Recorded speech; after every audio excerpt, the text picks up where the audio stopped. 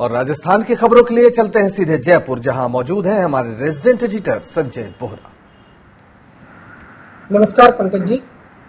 बढ़ते हुए corona cases चिंता का कारण बन रहे हैं और खासकर जिस तरीके से अब कोरोना से होने वाली मौतों की संख्या बढ़ रही है वो भी काफी चिंताजनक है। इसलिए गवर्नर कलराज मिश्र भी एक्टिव हुए हैं और उन्होंने मुख्यमंत्री से बात की है।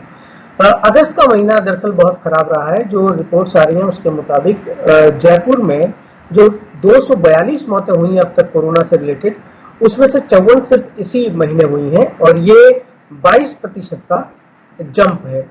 और इसमें अगर 2424 जो एक्टिव केसेस हैं जयपुर में वो सबसे ज्यादा है। कोटा में 1987 और जोधपुर में 1976 केसेस हैं।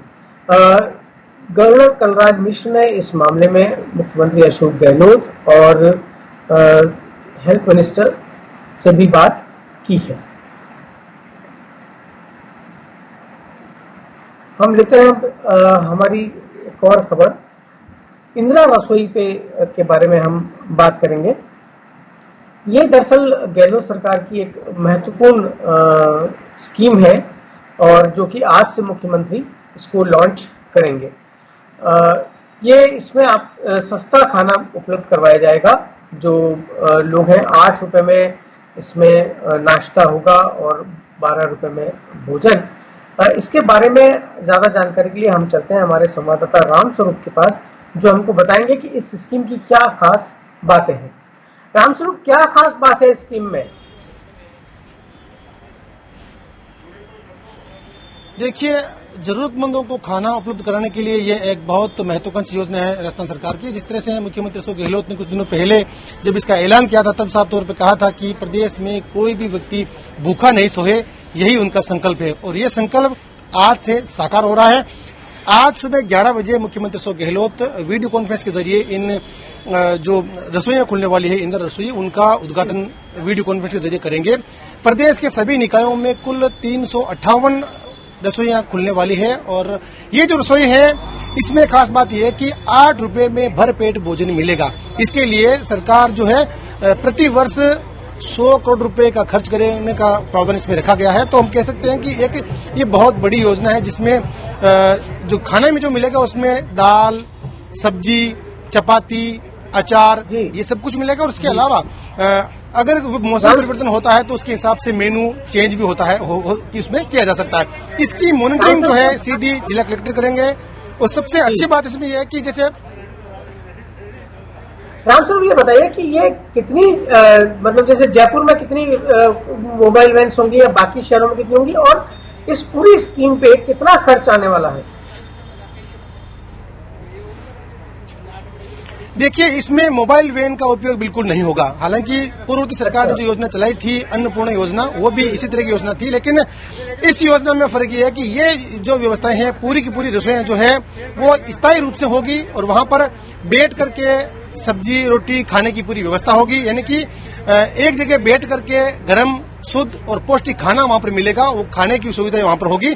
तो जयपुर की बात करें तो जयपुर में जो 2 नगर निगम है दोनों को मिलाकर के कुल 20 रसोइयां खुलने वाली है, जहां पर जो चिन्हित स्थान है वो ऐसे स्थान किए गए हैं जहां पर अधिक से अधिक लोगों का मूवमेंट होता है। जिस तरह से हॉस्पिटल हो गए, बस स्टैंड हो गए, रेलवे स्टेशन हो गए, या फिर वहां वो स्थान जहां पर ज्यादा मजदूरों की जो है वो चौकियां लगती है। तो ऐसे स्थान चिन्हित किए गए हैं, ऐसी मंडियां चिन्हित की गई है जहां पर जो है स्थायी रूप से ये रसोई खोली जाएगी। और ये जो रसोई का संचालन है वो निजी संस्थाओं को दिया गया है। और अब हमें संक्षिप्त में ये बताइए कि भारतीय जनता पार्टी जो कहती है कि ये स्कीम उनकी अन्नपूर्णा स्कीम की कॉपी है, तो इस आलोचना में कितना दम है?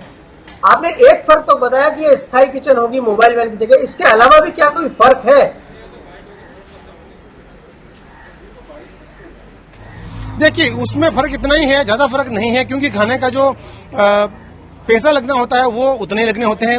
उसमें जो अन्नपूर्णा योजना के तहत ये था कि कोई भी व्यक्ति आता था तो उसका खाना जो है पैक किया हुआ मिलता था, तो आदमी कहीं पे जाके खाता था या फिर उसका जो वेस्टेज बचता था उसको कहीं फेंकता था। तो ये चीजें अब जो है बिल्कुल साफ तरीके से हो गई है। और जब स्थायी रूप से खाना मिलेगा और वहां पर सीसीटीवी कैमरे लगेंगे, कलेक्टर उनकी मॉनिटरिंग करेंगे, तो ये साफ तौर पर कह सकते हैं कि उसमें किसी भी तरह की गड़बड़ी होने की संभावना नहीं है, पूरी पारदर्शिता इसमें रहेगी। रामस्वरूप, आप बने रहिए हमारे साथ, हम आगे भी आपसे एक खबर पर चर्चा करेंगे। और इस बीच कल मुख्यमंत्री अशोक गहलोत ने प्रदेश में 37 मेडिकल परियोजनाओं का शिलान्यास और लोकार्पण किया।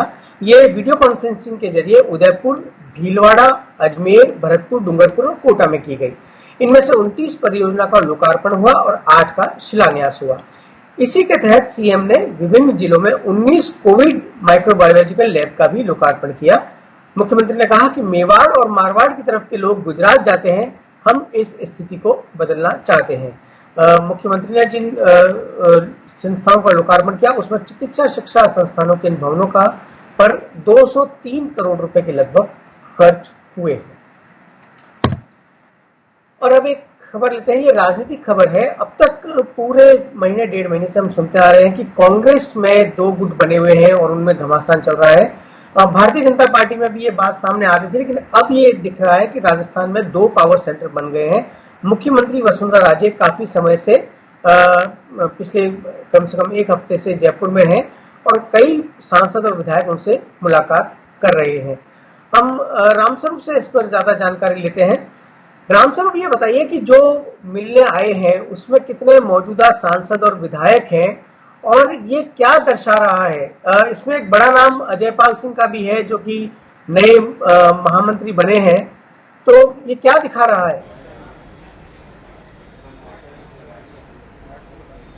सर, सवाल दोबारा दोहराएं, आवाज नहीं आई। ये राजस्थान में वसुंधरा राजे जो है पूर्व मुख्यमंत्री, वो जयपुर में पिछले करीबन 4 हफ्ते भर से हैं और राजस्थान के कई नेता उनसे मिले हैं भारतीय जनता पार्टी के। उसमें कितने मौजूदा सांसद और विधायक हैं और ये जो नए महामंत्री हैं अजयपाल सिंह, उनका मिलना कितना महत्वपूर्ण है? देखिए, हाल ही में जो नई कार्यकारिणी बनी है उनमें सिर्फ गिने चुने नाम ही वसुंधरा राजे के खेमे के रहे हैं। बाकी जितने भी वो पदाधिकारी जो नए बनाए गए हैं वो सभी संघ से जुड़े हुए या फिर जो एक राजेंद्र राठौड़ जी या कटारिया जी या फिर सतीश जो पूनिया जी है, उनके जो गुट के जो लोग हैं, उनके जो सूची में जो लोग हैं, समर्थक लोग हैं, उन्हीं को जो है खासतौर से तवज्जो दी गई।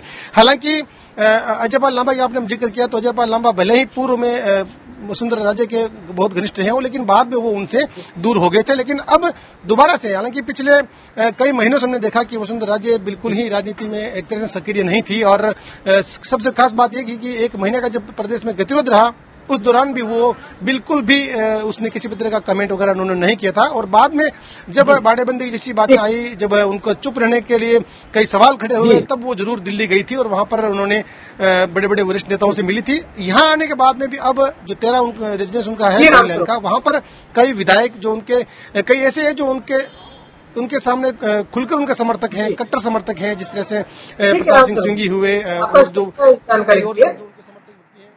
जी। रामस्वरूप, आपका बहुत बहुत शुक्रिया इस जानकारी के लिए। अब हम बढ़ते हैं अगली खबर की तरफ। कल केंद्र सरकार ने 3 हवाई अड्डों को निजीकरण की मंजूरी दी है। गुवाहाटी है, त्रिवेंद्रम है और जयपुर का हवाई अड्डा भी है। जयपुर का हवाई अड्डा अडानी ग्रुप को मिला है और ये पहले वैसे तो साल भर पहले ही निर्णय हो चुका था, लेकिन कुछ वजह से अटका हुआ था। अडानी ग्रुप ने फिर इसका चार्ज नहीं लिया था। अब अडानी ग्रुप को जब ये मिला है तो 50 साल के लिए पीपीपी मॉडल पर ये दिया गया है। इसमें कई सुविधाएं बढ़ेंगी, लेकिन शुल्क भी बढ़ेंगे। जैसे एयरपोर्ट पर आने वाले हर वाहन पर 50 रुपए की एंट्री शुल्क संभव है। चाय कॉफी के लिए 200 रुपए तक का शुल्क लिया जा सकता है और बाजार से 3 से 4 गुना कीमत पर सामान मिलेगा। एयरपोर्ट अथॉरिटी को अडानी ग्रुप 174 रुपए प्रति यात्री भुगतान करेगा, जो घरेलू यात्री है उनके लिए, और जो अंतर्राष्ट्रीय यात्री हैं उनके लिए 348 रुपए का भुगतान होगा। तो रेलवे, एयरपोर्ट और ऐसी जो जितनी भी सरकारी जो नवरत्न जिनको हम कह सकते हैं, वो सब निजी हो रहे हैं। तो ये थी आज की खबरें।